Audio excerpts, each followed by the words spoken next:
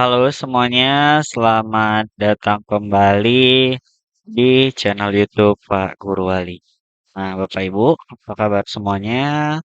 Pada hari ini saya akan memberikan informasi tentang cara untuk menjawab latihan pemahaman dan juga mengisi cerita reflektif pada modul 1 ya, yaitu pada pembelajaran sosial dan emosional.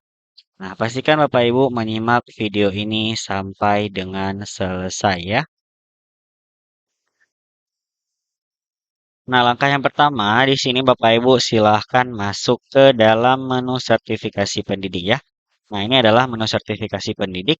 Nah, ini modul yang sudah terpilih ya. Nah, ini modul yang sudah terpilih untuk Bapak Ibu menyelesaikannya ya. Jadi Bapak Ibu nanti bisa untuk memilih modul 2 atau modul 3 ya.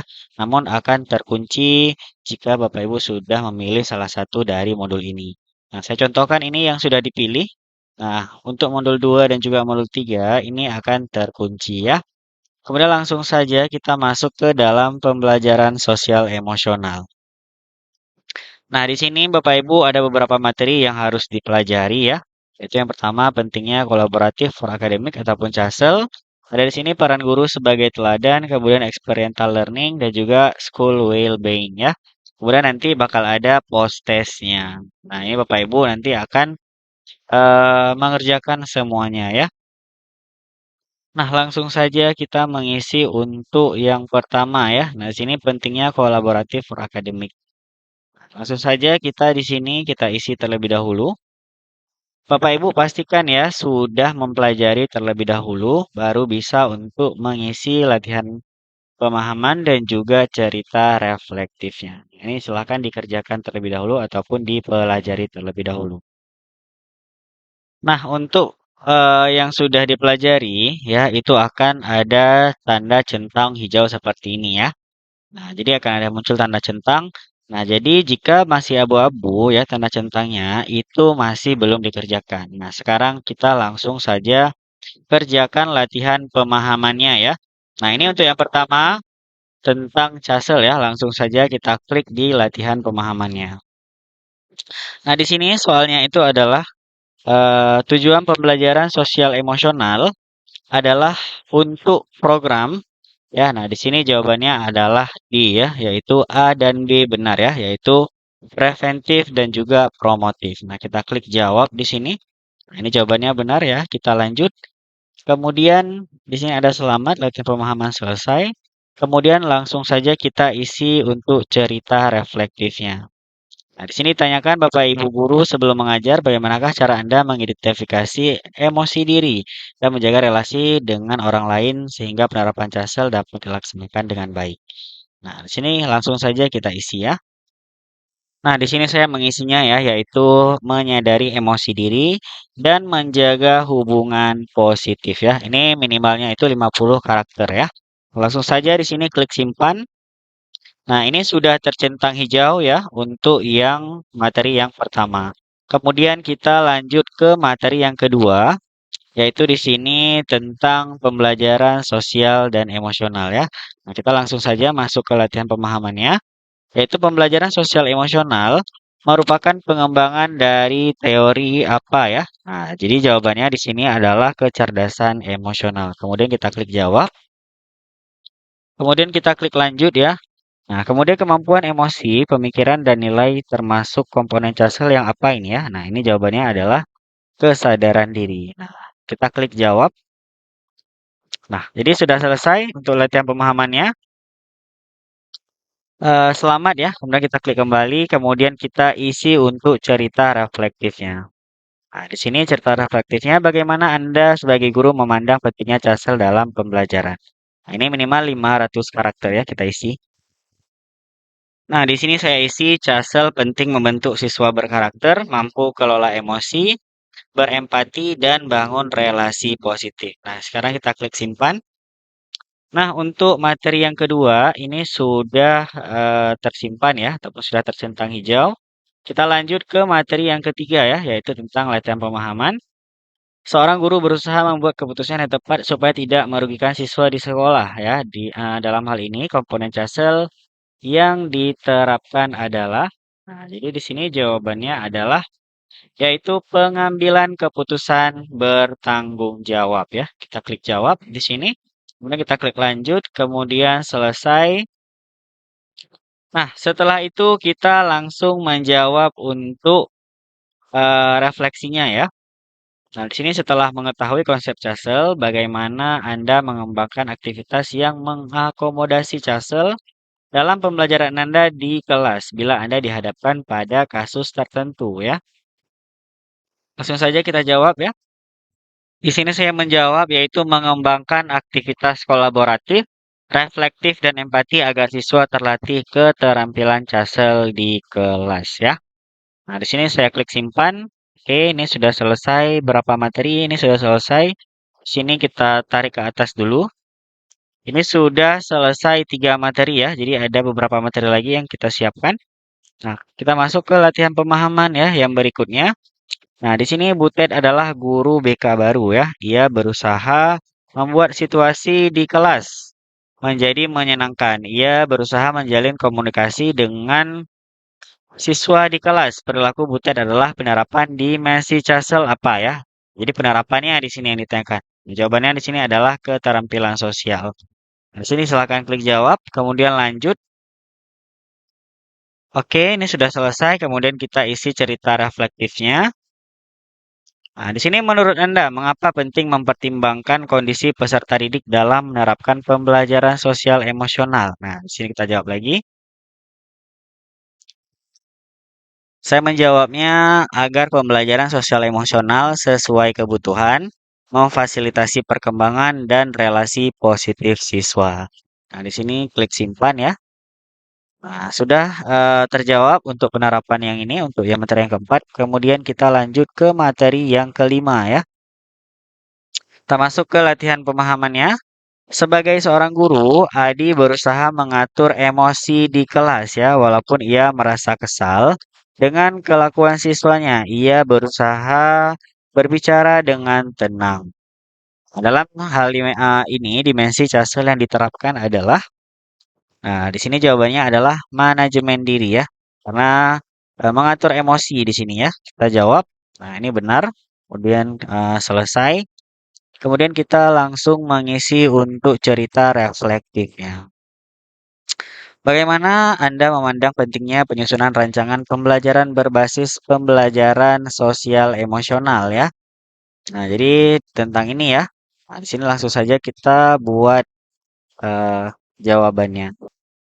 Nah, di sini saya menulis RPP berbasis sosial emosional penting membentuk karakter, empati, dan keterampilan hidup siswa di kelas ya. Nah, ini penting ya. Nah, di sini kita klik simpan. Kemudian ini sudah selesai, kita tutup lagi. Kemudian lanjut ke materi selanjutnya. Nah, ini tinggal 2 materi lagi ya. Kita langsung saja klik latihan pemahamannya. Nah, sebagai guru yang mengajar generasi yang berbeda ya, Dina berusaha memahami perspektif atau cara pandang dari generasi tersebut. Dalam hal ini, Dina menerapkan dimensi Castle, Pak ya. Karena di sini berbeda-beda ya, berarti di sini jawabannya adalah social awareness. Nah, jadi kita klik jawab. Oke, kita klik lanjut, kemudian selesai ya. Selamat, latihan pemahaman selesai. Nah, sekarang kita mengisi untuk cerita reflektifnya. Nah, menurut Anda, gambaran penerapan Castle dalam pembelajaran sosial emosional di kelas seperti apa ya? Nah, silakan diisi ya, menurut Bapak Ibu masing-masing ya. Nah, di sini saya isi yaitu penerapan Castle tanpa saat siswa sadar emosi, mampu mengelola diri, berempati, dan menjalin relasi sehat ya. Kita klik simpan di sini. Nah, sudah selesai yang terakhir ya untuk aksi nyatanya di sini. Kita klik latihan pemahamannya. Nah, di sini ada 3 soal yang kita jawab. Nah, yang pertama, guru hendaknya memahami emosi siswa yang menilai situasi yang dapat mempengaruhi perilaku siswa. Dalam hal ini, guru harus memiliki. Nah, jadi apa jawabannya di sini? Jawabannya adalah kesadaran diri ya. Kemudian di sini kita klik jawab. Untuk soal nomor 2, pernyataan yang tidak sesuai dengan kriteria pembelajaran sosial emosional adalah Nah, pada sini jawabannya adalah A ya. Yaitu di sini jawabannya pembelajaran sosial emosional dilakukan dengan jadwal tertentu ya. Kita klik jawab, kemudian lanjut. Seorang guru memaksakan kehendaknya ya dan cenderung sulit diajak berkomunikasi dengan siswa. Dalam hal ini, kaidah Casel yang tidak sesuai ya. Nah, jadi yang tidak sesuai ditanyakan di sini ya. Nah, jawabannya di sini adalah C ya, yaitu kesadaran sosial dan keterampilan sosial. Nah, kita klik jawab. Nah, sudah selesai ya. Nah, ini sudah selesai. Kita tambahkan untuk cerita reflektifnya. Bagaimana bentuk pembelajaran yang menerapkan Casel di kelas yang diampu? Nah, silakan dituliskan jawabannya. Nah, di sini saya menuliskan pembelajaran dengan diskusi, kemudian refleksi emosi, kolaborasi kelompok, dan pengambilan keputusan bersama. Ya, kemudian saya klik simpan di sini. Nah, ini sudah selesai semuanya untuk materi yang pertama yaitu tentang Casel ya. Kemudian kita lanjut ke materi yang kedua ya. Nah, jika sudah selesai itu akan tercentang seperti ini, Bapak Ibu. Nah, masih ada 4 materi lagi yang harus kita selesaikan. Nah, sekarang kita masuk ke materi yang kedua ya, yaitu tentang peran guru sebagai teladan. Nah, langsung saja kita klik. Nah, di sini Bapak Ibu silahkan pelajari materinya terlebih dahulu, kemudian baru kita akan menjawab latihan pemahamannya. Nah, ini sudah dipelajari ya, itu langsung saja kita masuk ke dalam latihan pemahamannya. Nah, di sini langsung saja kita klik latihan pemahaman untuk materi yang kedua ya, ataupun topik yang kedua. Nah, di sini pertanyaannya adalah dasar pembelajaran dalam berhubungan dengan siswa dan individu lain di lingkungan ataupun luar lingkungan sekolah disebut ya. Apa di sini? Jawabannya di sini adalah caring ataupun kepedulian. Nah, sini kita klik jawab, kita klik lanjut dan juga kembali ke materi. Nah, kemudian kita klik jawab cerita refleksi. Bapak Ibu guru, apakah Anda merasa telah menjadi teladan yang baik bagi peserta didik Anda? Nah, ini silakan dijawab ya refleksinya. Di sini saya menjawab ya dengan sikap konsisten, empati, dan integritas agar siswa terinspirasi meneladani perilaku positif ya. Ini saya klik simpan. Kemudian untuk pembelajaran yang kedua ya, kita tutup. Kemudian kita klik yang kedua. Kita klik latihan pemahaman. Nah, di sini yang tidak termasuk dari EMC kuadrat ya. Nah, jadi ini ada di materi ya. Pastikan Bapak Ibu sudah mempelajari, jawabannya adalah simpati. Klik jawab, oke sudah selesai. Kemudian kita langsung saja untuk menuliskan cerita refleksinya. Nah, di sini dalam lingkungan sekolah, perlukah guru menguasai pembelajaran sosial emosional? Saya menjawabnya perlu ya, karena agar guru mampu membimbing siswa kelola emosi, bangun empati, dan ciptakan iklim belajar positif. Nah, kita klik simpan. Nah, kemudian kita tutup dan juga jawab yang materi yang ketiga ya. Nah, di sini kita klik latihan pemahamannya. Nah, 3 kategori empati ya meliputi. Nah, jadi ada 3 ya di sini yaitu yang pertama kognitif, kemudian emosional, yang ketiga dan juga actionable ya. Kita klik jawab, kita klik lanjut, kemudian kita klik cerita reflektifnya. Nah, Bapak Ibu guru, Anda dapat berkolaborasi dengan rekan sejawat dan guru BK dalam mengembangkan kompetensi pembelajaran sosial emosional. Dengan berkolaborasi dan diskusi, Anda dapat meningkatkan pemahaman Anda terhadap pembelajaran sosial emosional dan membantu mengembangkan kemampuan sosial emosional diri dan peserta didik. Ini tuliskan ya refleksinya di sini. Saya menuliskan di sini kolaborasi dengan rekan sejawat dan guru BK meningkatkan pemahaman ya, dukungan pengembangan sosial emosional guru dan juga siswa. Jadi saya klik simpan. Kemudian kita tutup ya untuk materi yang ketiga, kita buka materi yang keempat. Di sini kita klik latihan pemahaman. Nah, empati secara kognitif di sini diperoleh melalui. Nah, di sini jawabannya adalah receptive learning ya. Kita klik jawab, kemudian kita klik lanjut. Nah, kemudian kita isi untuk cerita reflektifnya di sini. Nah, di sini setelah Anda berkolaborasi, Anda dapat memasukkan materi pembelajaran sosial emosional seperti pengelolaan emosi sebagai dasar penyusunan rencana pembelajaran atau modul ajar Anda. Nah, ini berkaitan dengan yang sebelumnya ya. Silahkan diisi untuk refleksinya. Di sini saya mengisi hasil kolaborasi dituangkan dalam RPP dengan materi sosial emosional seperti pengelolaan emosi siswa ya. Nah, kemudian kita klik simpan.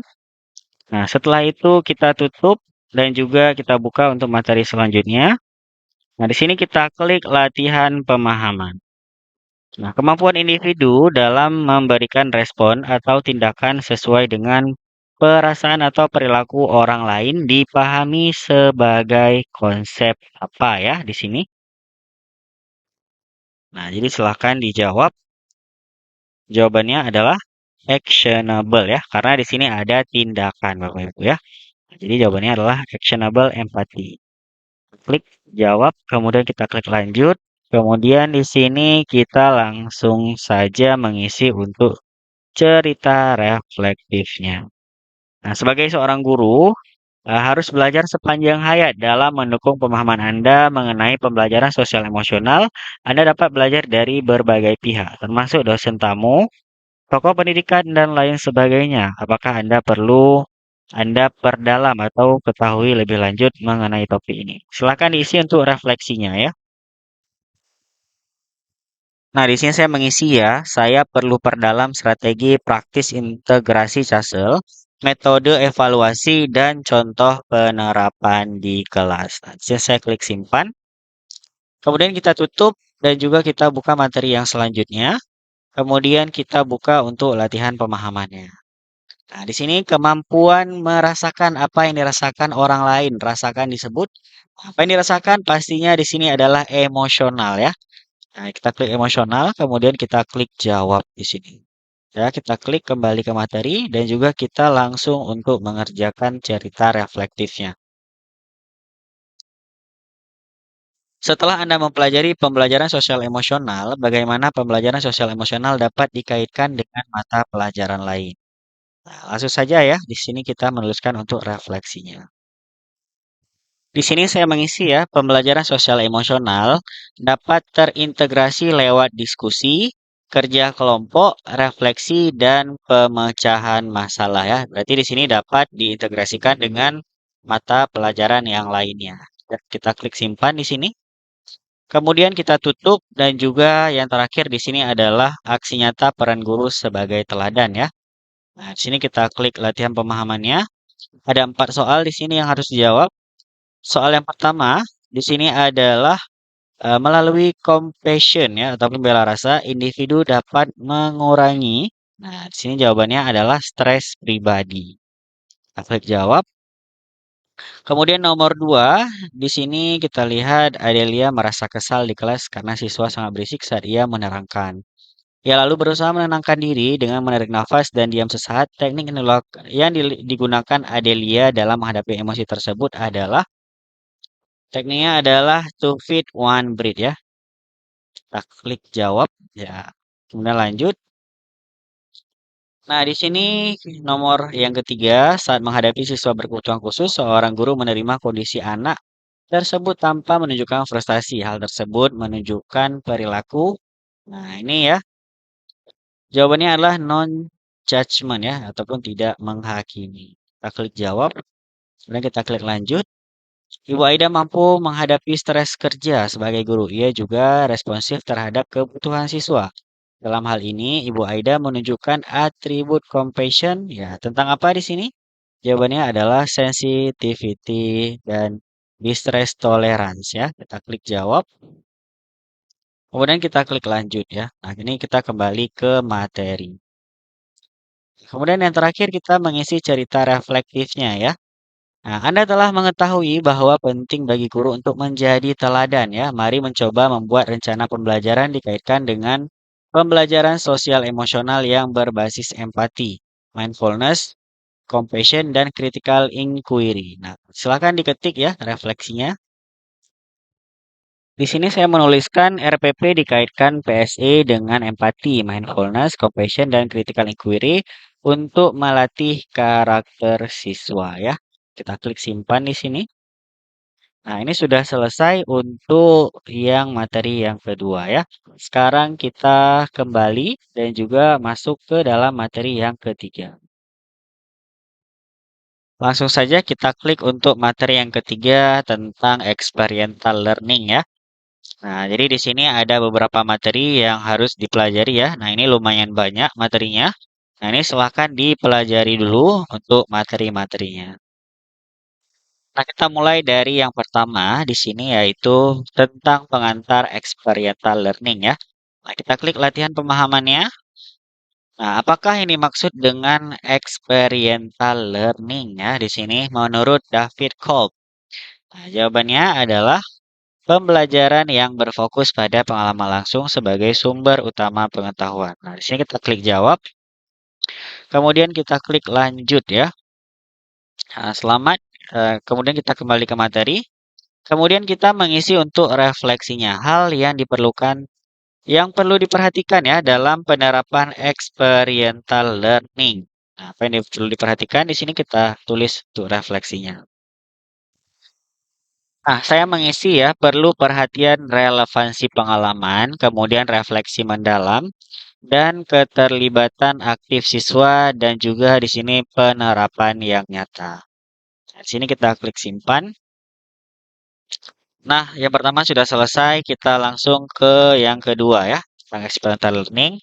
Kemudian kita klik latihan pemahamannya. Nah, manakah dari berikut ini yang bukan merupakan komponen dari model experiential learning POLP ya? Nah, jadi yang ditanyakan yang bukan ya. Jadi di sini jawabannya adalah refleksi aktif ya. Kita klik jawab, kemudian kita klik lanjut dan juga kembali ke materi. Kemudian kita mengisi cerita reflektifnya ya. Hal yang perlu diperhatikan dalam penerapan experiential learning. Nah, ini silahkan diisi. Di sini saya mengisi yaitu fokus pada keterlibatan aktif, relevansi pengalaman, refleksi, serta penerapan nyata dalam kehidupan siswa. Dan di sini kita klik simpan. Kemudian kita tutup ya, dan juga kita isi yang selanjutnya ya. Nah, di sini kita klik latihan pemahaman yang tidak termasuk dalam experiential learning ya. Di sini apa yang jawabannya? Jawabannya adalah yang dilihat dari belajar adalah output ya. Nah, di sini kita klik jawab, kemudian kita klik lanjut dan juga kembali ke materi. Kemudian langsung saja kita klik ke menulis refleksi ya. Bagaimana menerapkan experiential learning dalam pembelajaran bersama dengan guru lain? Di sini langsung saja dijawab. Nah, di sini saya menuliskan ya, dengan kolaborasi merancang aktivitas nyata, refleksi bersama, dan integrasi lintas mata pelajaran di kelas ya, yaitu dengan guru yang lain. Nah, di sini kita klik simpan. Kemudian kita tutup dan juga kita buka materi yang lain, kemudian latihan pemahaman. Nah, belajar adalah proses yang menyeluruh ya. Nah, dalam hal ini meliputi, nah apa saja yang meliputi? Jawabannya adalah di sini A ya, yaitu fungsi kognisi, emosi, persepsi, dan perilaku. Jadi kita klik jawab, kemudian kita klik lanjut. Selamat, latihan pemahaman selesai. Kemudian kita mengisi untuk cerita reflektifnya. Bapak Ibu Guru, Anda dapat mendemonstrasikan bagaimana menerapkan pembelajaran sosial emosional dengan metode experiential learning. Nah, silahkan dituliskan refleksinya. Di sini saya menjawab, guru dapat praktikkan PSE lewat experiential learning, yaitu di sini melalui aktivitas nyata, kemudian refleksi emosi, dan juga kolaborasi siswa. Nah, di sini kita klik simpan ya. Kemudian di sini kita klik tutup, kemudian di sini strategi implementasi experiential learning dalam mata pelajaran ya. Nah, kemudian kita klik latihan pemahaman. Belajar melibatkan pembelajaran baru dengan pembelajaran sebelumnya ya. Nah, dalam hal ini merupakan, nah di sini jawabannya adalah transaksi sinergis ya. Nah, kemudian kita klik jawab di sini. Kemudian kita klik lanjut ya. Nah, kemudian kembali ke materi. Kemudian kita isi untuk cerita reflektifnya. Nah, kita isi, bagaimana Anda selama ini menjadi guru? Apakah Anda sudah memahami experiential learning dan menerapkannya? Nah, ini silahkan diisi ya. Nah, di sini saya menuliskan ya, saya berusaha jadi guru reflektif, memahami experiential learning, dan menerapkannya lewat praktik nyata siswa. Nah, di sini kita klik simpan. Nah, kemudian kita langsung saja tutup ya, dan juga mengisi untuk ataupun menjawab latihan pemahaman yang selanjutnya. Nah, di sini dalam model KOP, tahap konseptualisasi abstrak merujuk pada, nah jawabannya di sini adalah A ya, yaitu menyusun teori atau konsep berdasarkan pengalaman yang telah terjadi. Di sini kita klik jawab, kemudian kita klik lanjut dan juga selamat latihan pemahaman selesai ya. Kita kembali ke materi. Nah, kemudian kita langsung saja untuk mengisi cerita reflektifnya. Nah, Anda dapat bekerja sama dengan guru lain, mengembangkan jejaring dengan teman sejawat, orang tua, atau narasumber lain untuk mendapatkan pemahaman yang lebih komprehensif mengenai experiential learning. Silahkan dijawab ya.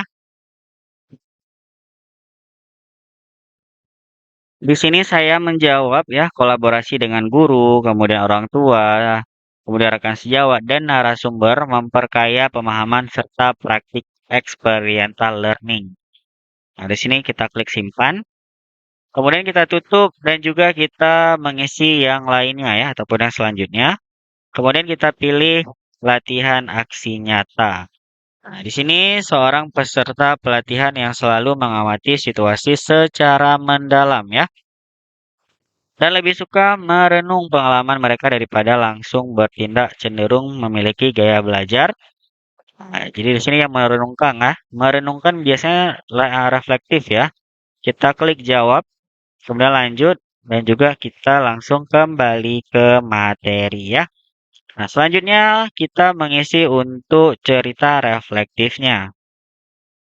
Mari mencoba mengembangkan rencana pembelajaran berdasarkan experiential learning ya. Kita jawab di sini. Nah, di sini RPP dikembangkan berbasis experiential learning dengan aktivitas nyata, refleksi dan penerapan konsep siswa ya. Kemudian kita klik simpan di sini. Kemudian kita tutup dan juga kita isi untuk materi selanjutnya ya. Nah, kita klik di sini latihan pemahamannya. Individu dengan gaya belajar aktif ya, dengan model Kolb cenderung.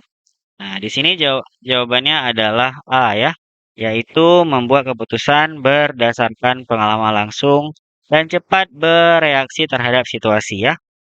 Nah, di sini kita klik jawab dan lanjutkan. Kemudian kembali ke materi ya. Kemudian di sini kita langsung saja mengisi untuk cerita reflektifnya. Bapak Ibu guru, mari kita memahami gaya belajar dari peserta didik kita. Silakan kita isi ya.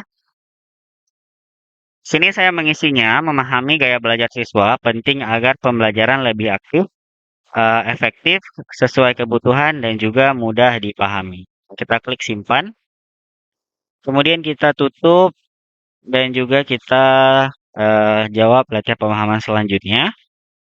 Nah, pada tahap pengujian aktif dalam model KOP, individu akan, jawabannya di sini adalah B, yaitu mencoba konsep atau ide yang telah dipikirkan dalam situasi nyata. Kemudian kita klik lanjut, ya kembali ke materi. Kemudian kita isi untuk cerita reflektifnya ya. Peserta didik adalah individual yang unik dan memiliki gaya belajar tertentu. Bagaimana kita sebagai guru dapat mengakomodasi mereka? Tuliskan jawaban ya di sini. Guru dapat variasikan metode ya, media dan strategi agar sesuai dengan gaya belajar unik tiap siswa. Nah, di sini kita klik untuk simpan ya. Kemudian kita tutup dan juga jawab untuk yang selanjutnya. Di sini kita pilih latihan pemahaman ya. Kemudian, manakah pernyataan yang paling tepat mengenai hubungan antara gaya belajar dan tahapan dalam model KOP? Jawabannya adalah gaya belajar individu dapat mempengaruhi cara mereka berinteraksi dengan setiap tahapan pembelajaran. Nah, di sini kita klik jawab. Kemudian kita kembali ke materi ya. Kemudian di sini kita langsung saja mengisi cerita reflektifnya. Anda sebagai guru dapat membuat program yang dapat menumbuhkan motivasi belajar peserta didik dan lingkungan sekolah yang lebih positif.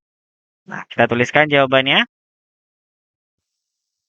Di sini saya menuliskan guru dapat merancang program inspiratif yang menumbuhkan motivasi, dukung kolaborasi, dan ciptakan iklim positif ya. Nah, di sini kita klik simpan.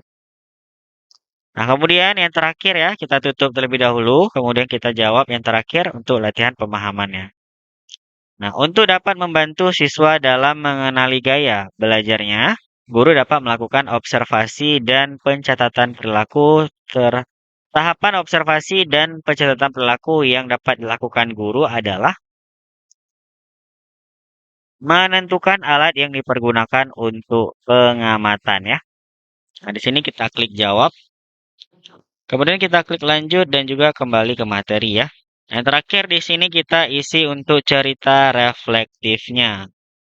Nah, di sini untuk mempertajam pemahaman Anda mengenai experiential learning ya. Anda memerlukan orang lain yang dapat menjadi inspirasi.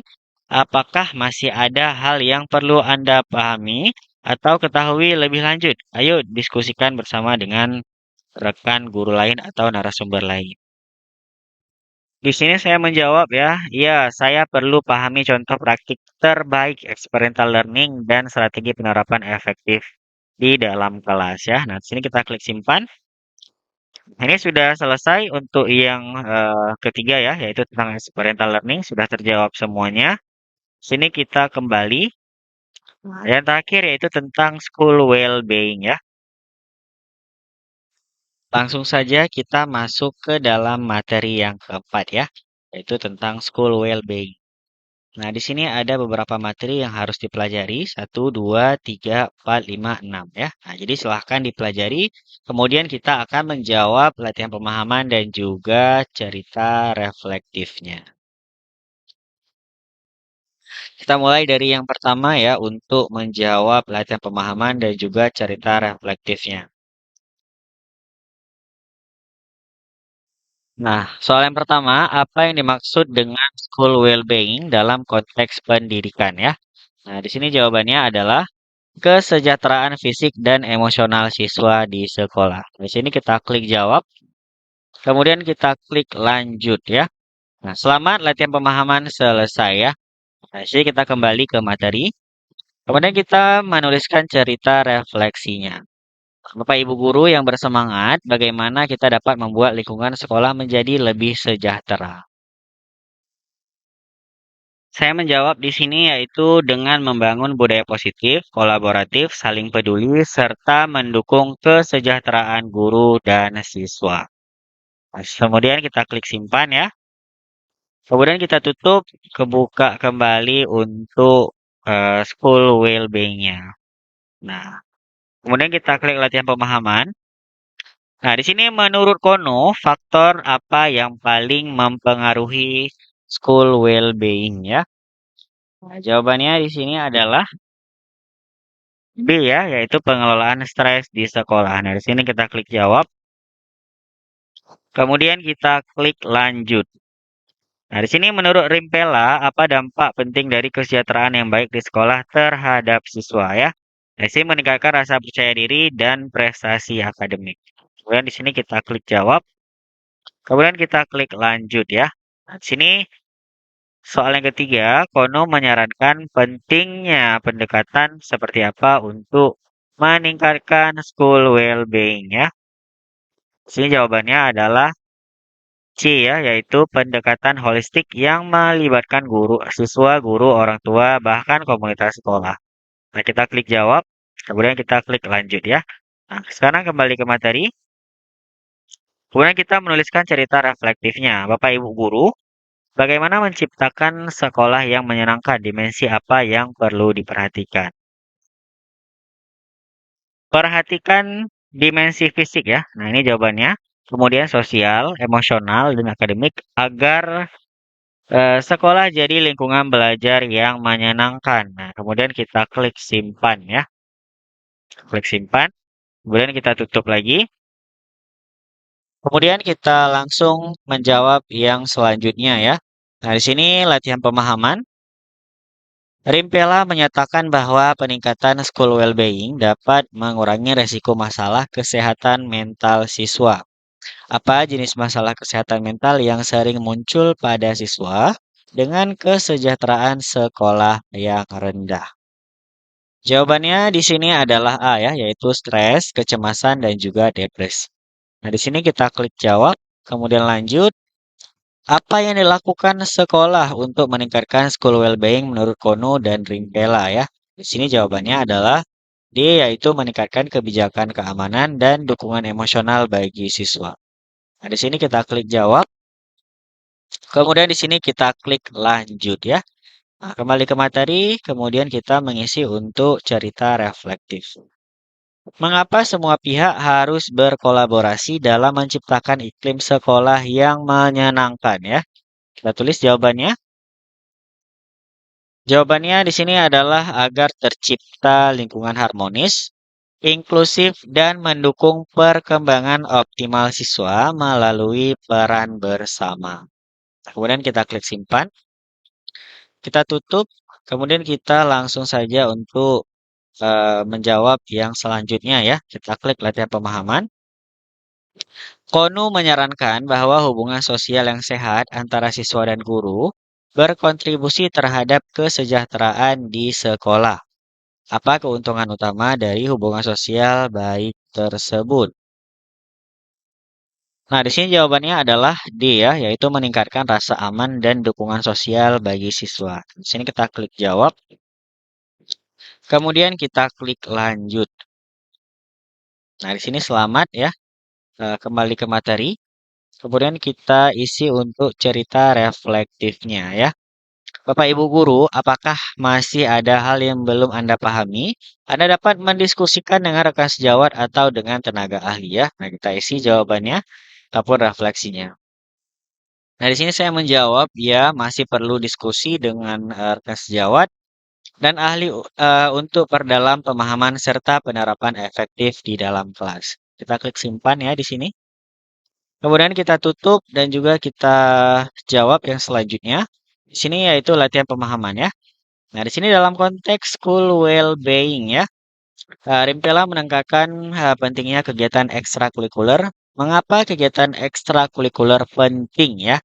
Di sini jawabannya adalah kegiatan tersebut memberikan kesempatan untuk mengembangkan keterampilan sosial dan emosional. Kita klik jawab. Oke, kita kembali ke materi dan juga kita isi untuk cerita reflektifnya. Belajar adalah proses yang dilalui, bahkan setelah menjadi guru, kita tetap belajar.